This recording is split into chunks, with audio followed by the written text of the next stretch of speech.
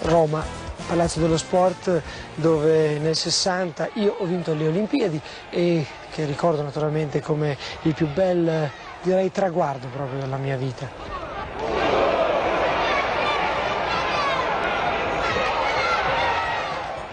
Per partecipare alle Olimpiadi di Roma, Nino Benvenuti ritardò il passaggio al professionismo. A 22 anni conquistò la medaglia d'oro nei giochi che consacrarono anche uno dei più grandi pugili di tutti i tempi, Cassius Clay, un campione che caratterizzò un'epoca.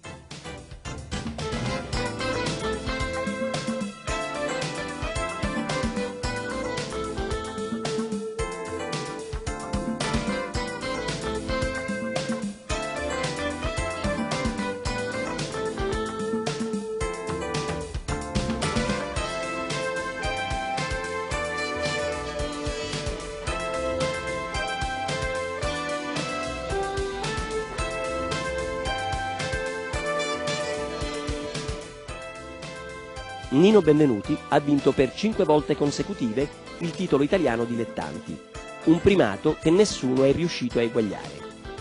Alla corona mondiale super welter arriva nel 1965 superando Mazzinghi. 2 anni dopo, al Madison Square Garden, vince anche il titolo mondiale nella categoria dei pesi medi contro Emil Griffith.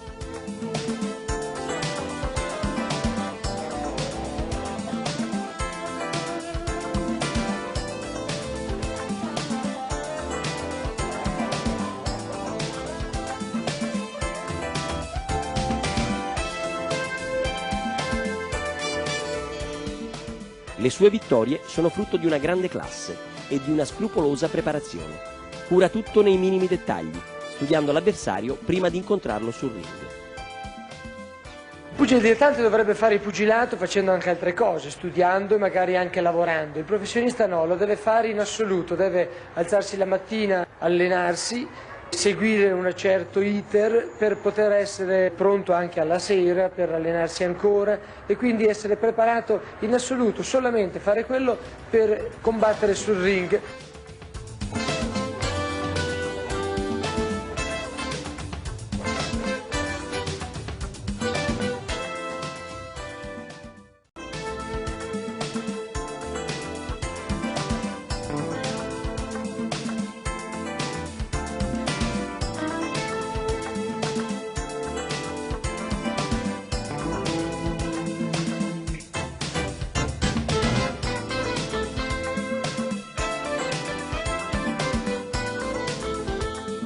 Benvenuti, dopo aver vinto, perso e riconquistato il titolo contro Griffith a New York, difende 4 volte vittoriosamente in casa la corona mondiale.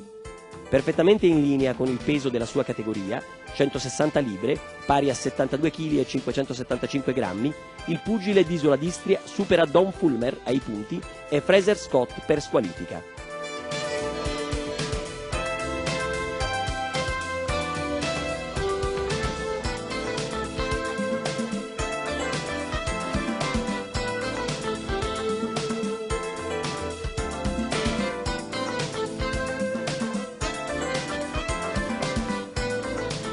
Nel 1969 a Roma batte Rodriguez per KO all'11ª ripresa, con un gancio sinistro che il pugile cubano non riesce neanche a vedere, ma che subisce in tutta la sua potenza. I KO che Benvenuti infligge agli avversari scaturiscono da una ricerca costante e dalla scelta di tempo. Montante e gancio sono le sue armi vincenti, i suoi colpi rari e spettacolari, ma è un interprete fedele delle figure tipiche del pugilato, per come sa muoversi sul ring.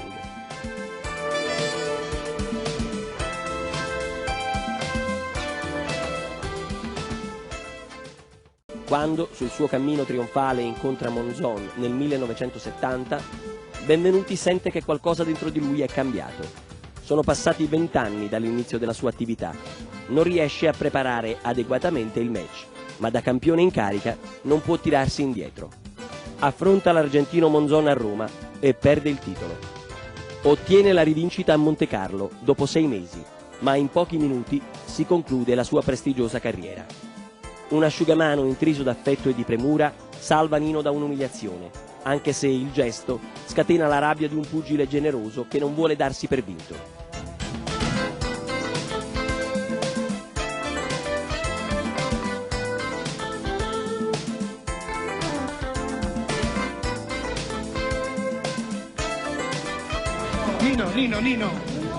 Nino, vuoi dire qualcosa? Sono cose più importanti. Vuoi dire qualcosa, Nino? Vieni dentro che diciamo che Andiamo dentro, va, vieni.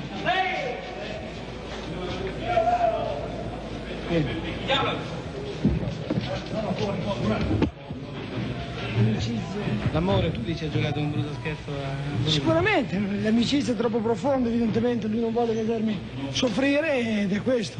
E invece non era il momento, perché credetemi, quello si scaricava, ha tirato dei colpi, sì, d'accordo, però li accusava lui, ma questo è il fatto, che prendeva dei colpi lui che li sentiva. L'avete visti o no che sentiva quel ha preso un sinistro, un destro, che li ha sentiti benissimo. Come volete che in 15 riprese non si capovolga la situazione? Quelle sfuriate che ha fatto lui se le risentiva dopo, perché dopo deve risentirle, deve pagarle. Al momento le sopporta, ma la fatica la sente dopo, no? Tu quando sei andato giù la prima volta hai accusato... Ma no, ma credimi, anche la prima volta, proprio è stata più, tutte e due le volte, sono stati dei pugni con spinta, diciamo, ero sbilanciato, perché lui era spostato e io non trovando di cosa, tac, sono finito per terra. C'era il pugno, d'accordo, ma c'era anche la componente della mancanza di equilibrio, perché non avevo il bersaglio davanti e perché mi ha spinto un po'.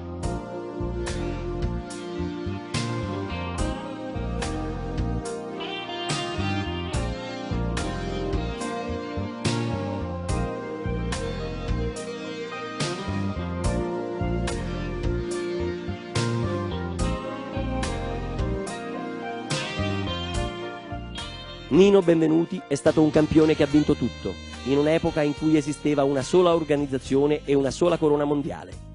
Vincere in quegli anni voleva dire essere veramente il più forte.